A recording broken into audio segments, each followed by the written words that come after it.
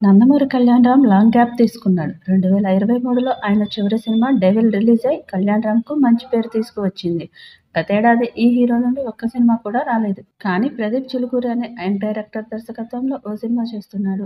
కళ్యాణరామ్ కెరీర్‌లో ఎన్‌కేఆర్ 21 సినిమాగా వస్తున్న ఈ మూవీని ముప్పా వెంకయ్య చౌదరి సమర్పణలో అశోక్ క్రియేషన్స్, అశోక్ వర్ధన్ ముప్పా మరియు సునీల్ బలుసు నిర్మిస్తున్నారు. మునుపెన్నడూ చూడని యాక్షన్ అవతార్‌లో కళ్యాణరామ్ కనిపించబోతున్నారట. కళ్యాణరామ్ కెరీర్‌లోనే అత్యంత భారీ బడ్జెట్‌తో రూపొందుతున్న సినిమా ఇది. ఔట్ అండ్ యాక్షన్ ఎంటర్‌టైనర్‌గా ఈ సినిమా రానుంది. కాగా ఈ సినిమాకు గత కొన్నాళ్లుగా 'మెరుపు' అనే టైటిల్ వినిపించింది. యాక్షన్ సినిమా కావడంతో టైటిల్ సెట్ అవుతుందని భావించారు. కానీ ఇప్పుడు యూనిట్ నుండి అందుతున్న లేటెస్ట్ అప్డేట్ ఏంటంటే ఈ సినిమాకు 'రుద్ర' అనే మరొక టైటిల్ కూడా అనుకుంటున్నారని, దాదాపు ఇదే ఖాయమని తెలిసింది. ఈ చిత్రంలో సీనియర్ నటి విజయశాంతి మరోసారి పవర్ఫుల్ లేడీ పోలీస్ ఆఫీసర్ పాత్రలో కనిపించబోతుంది. ఇక ఈ మూవీలో సోహెల్ ఖాన్, సాయి మంజ్రేకర్, శ్రీకాంత్ కీలక పాత్రల్లో కనిపించనున్నారు. ప్రస్తుతం ఈ చిత్ర షూటింగ్ చివరి దశకు చేరుకుంది. ఈ సినిమాకు కాంతారా ఫేమ్ అజనీష్ లోక్నాథ్ సంగీతం అందిస్తున్నారు. షూట్ చివరి దశకు చేరుకుంది. మేజర్ ఫేమ్ సాయి మంజ్రేకర్ హీరోయిన్గా నటిస్తున్న ఈ మూవీలో మరో ప్రధాన ఆకర్షణ సీనియర్ నటి హీరోయిన్ విజయశాంతి.